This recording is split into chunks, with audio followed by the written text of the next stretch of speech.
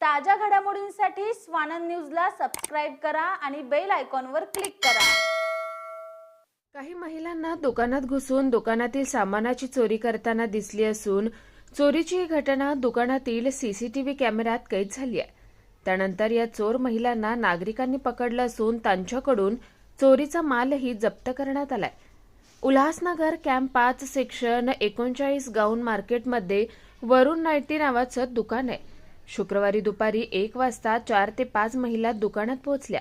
दुकानातून काही गाऊन खरेदी केले तसेच काही कपडे कपड्यांमध्ये लपवून बाहेर पडले। दुकानात लावलेल्या सीसीटीव्ही कॅमेऱ्यात ही संपूर्ण घटना कैद झाली आहे।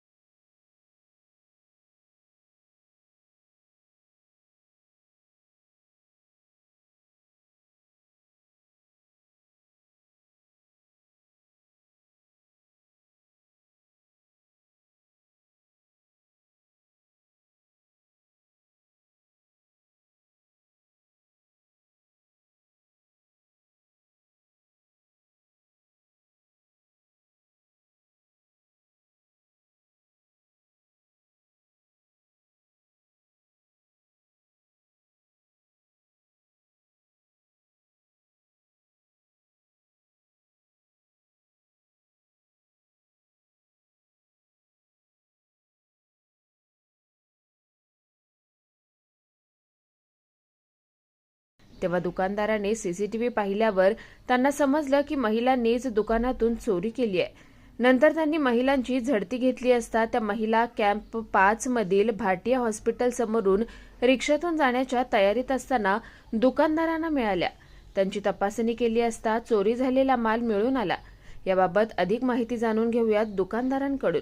भाई, आपकी दुकान में कोई चोरी की घटना हुई थी, क्या घटना थी? जी हाँ, हमारा मेरे भाई जो था वो उनका लड़का दुकान में था, तो 4-5 महिलाएं अंदर आई और उनके हाथ में बच्चे भी थे। जब हमें पता चला कि कोई हमारे दुकान से कुछ चोरी किया, तब हमने फुटेज चेक करने के बाद में हमें पता चला कि इस महिला ने कुछ चोरी की। जब हमें उनको तहकीकात की ढूंढने की कोशिश की, तब हमें पता चला कि कोई जीन्स के भी दुकान में उन्होंने चोरी की है। जब हमने उनको ढूंढा तो हमें वो भाटिया चौक पर मिली, जो कि रिक्शा के अंदर थी। और रिक्शा के अंदर कुछ जीन्स, हमारे गाउन के बंडल्स, ये सब चोरी का सामान हमें जगह पर मिला। और हमें बहुत रिक्वेस्ट करी थी, हम उनको पुलिस स्टेशन लेके जा रहे थे, लेकिन वो नहीं बोली कि हमारे पास छोटे छोटे बच्चे हैं, आज के बाद हम लोग ये चोरी नहीं करेंगे। इसके वजह से हमने छोटे छोटे बच्चों को देख के इंसानियत के नाते उन लोगों को हमने छोड़ दिया, नहीं तो हम लोग उनको पुलिस के हवाले करने वाले थे। ये कितने बजे की घटना? ये करीबन दोपहर के 1:30-2 बजे के आसपास की घटना है। और हमारी दुकान में 1 बजे के आसपास उन्होंने चोरी की। नगर में भी उन्होंने वही चोरी की। निखिल चव्हाण, स्वानंद मीडिया, उल्हासनगर। ताज्या घडामोडींसाठी स्वानंद न्यूजला सबस्क्राइब करा आणि बेल आयकॉनवर क्लिक करा।